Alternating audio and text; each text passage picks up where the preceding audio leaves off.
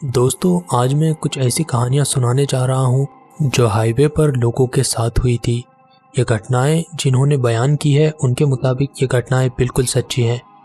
लेकिन इससे पहले कि हम इन कहानियों की ओर बढ़ें, आप जल्दी से राजवाला चैनल को सब्सक्राइब कर दें और इस वीडियो को लाइक कर दें।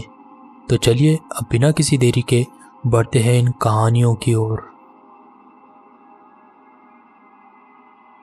मुझे उम्मीद नहीं थी कि मैं ये कहानी सुनाने के लिए ज़िंदा बचूंगा, लेकिन खैर, अब मैं आपको वो कहानी सुनाने जा रहा हूँ जिसमें मैं मरते मरते बचा हूँ। ये घटना बहुत ही खौफनाक है।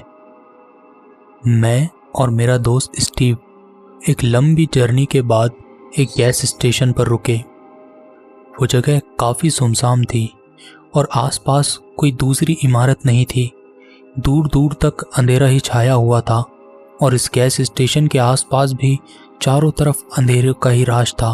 बस इस गैस स्टेशन के नियॉन लाइट ही थी जो यहाँ चमक रही थी। मैंने अपनी गाड़ी पार्किंग लॉट में पार्क की और स्टीव से पूछा, तुम्हें कुछ चाहिए? स्टीव ने कहा, हाँ, मुझे स्नैक्स चाहिए। मैं स्टीव को वहीं पर छोड़कर गैस स्टेशन के अंदर गया। जब मैं गैस स्टेशन के अंदर आया तो मैंने देखा कि वहाँ कोई भी नहीं था, यहाँ तक कि वहाँ पर कलर भी नहीं था। मैं सीधे स्नैक्स वाली आइल की तरफ गया और कुछ स्नैक्स उठाकर वापस आया। जैसे ही मैं वापस आया मैंने देखा कि कलर भी अब आ चुका था और उसने कहा, यस सर। मैं उसके पास गया और उससे पूछा, मुझे सिगरेट्स भी चाहिए। उसने अपने काउंटर के पीछे वाले कैबिनेट्स में से सिगरेट्स निकाल कर दी। ये आदमी काफ़ी लंबा दिखाई दे रहा था। हालांकि गैस स्टेशंस में ऐसा भी होता है कि क्लर्क किसी ऊंची सतह पर खड़ा होता है जिससे वो ज़रूरत से ज़्यादा लंबा दिखाई दे ताकि चोर उचक के उससे सामान न छीन ले। लेकिन ये आदमी जब आगे गया तब भी उसकी ऊंचाई उतनी ही थी, जिसका मतलब ये था कि वो किसी चीज़ पर नहीं खड़ा था।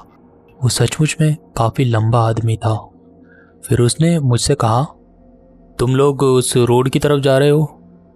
मैंने कहा, हाँ। तब उसने कहा, ज़रा ध्यान से, ये रास्ता काफ़ी भयानक हो सकता है। उसकी बात मेरे कुछ समझ नहीं आई। मैंने उससे पूछा, इसका क्या मतलब है? तो उसने कहा, अगर तुम्हें रास्ते में कोई भी लिफ्ट मांगे तो उसे लिफ्ट मत देना, वरना तुम्हें बहुत महंगा पड़ेगा। मैं उससे बहस नहीं करना चाहता था, इसलिए मैंने कहा, ठीक है, मैं ध्यान रखूँगा। कितने पैसे हुए? उसने कहा, $11। मैंने उसे पैसे दिए और बाहर आ गया।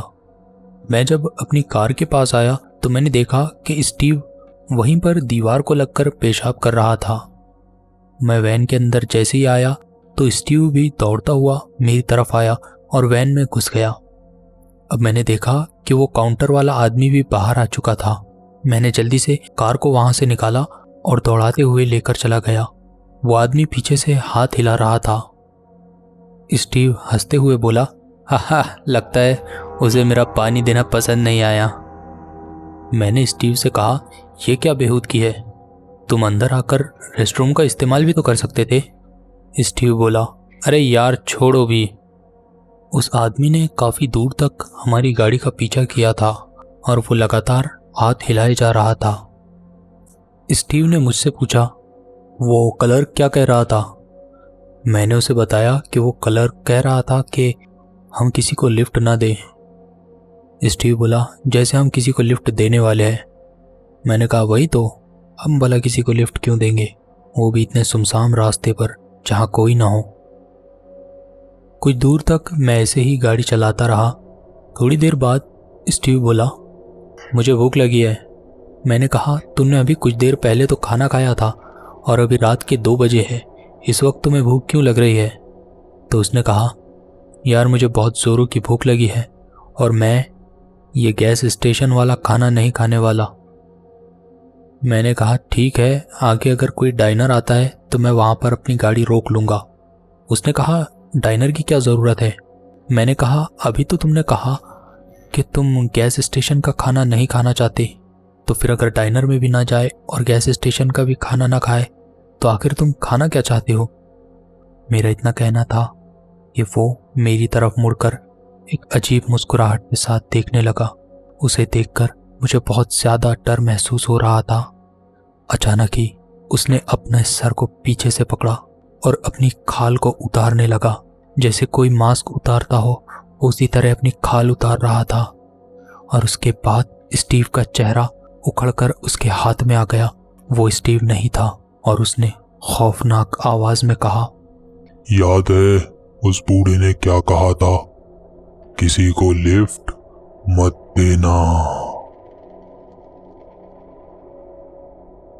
यह हादसा मेरे साथ तब हुआ था जब मैं आर्मी में काम किया करता था।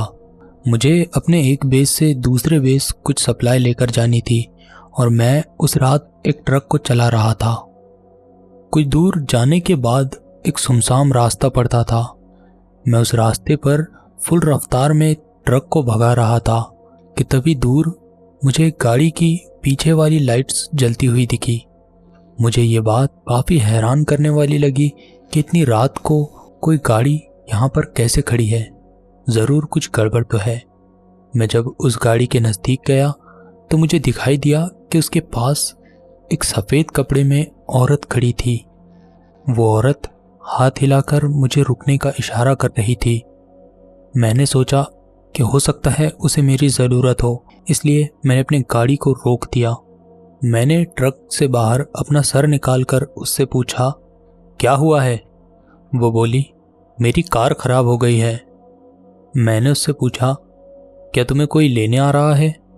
तो उसने कहा, हाँ मेरे दोस्त आ रहे थे, लेकिन उन्हें यहाँ आते आते काफ़ी टाइम हो जाएगा। मैंने उससे पूछा, क्या तुम चाहती हो कि मैं तुम्हारे लिए किसी को भेज दूँ? तो उसने कहा कि नहीं, उसमें तो बहुत टाइम हो जाएगा। तब मैंने पूछा, फिर तुम आखिर क्या चाहती हो?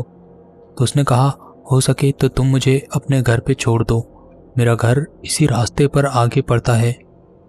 मैंने कहा, ठीक है, अंदर आ जाओ। फिर वो औरत आकर मेरे बाजू बैठ गई। उसने बताया कि उसका नाम सैंड्रा है। इस ट्रिप के दौरान हमारे बीच ज़्यादा बात नहीं हुई। आगे जाकर मैंने उसे एक जगह पर उतार दिया।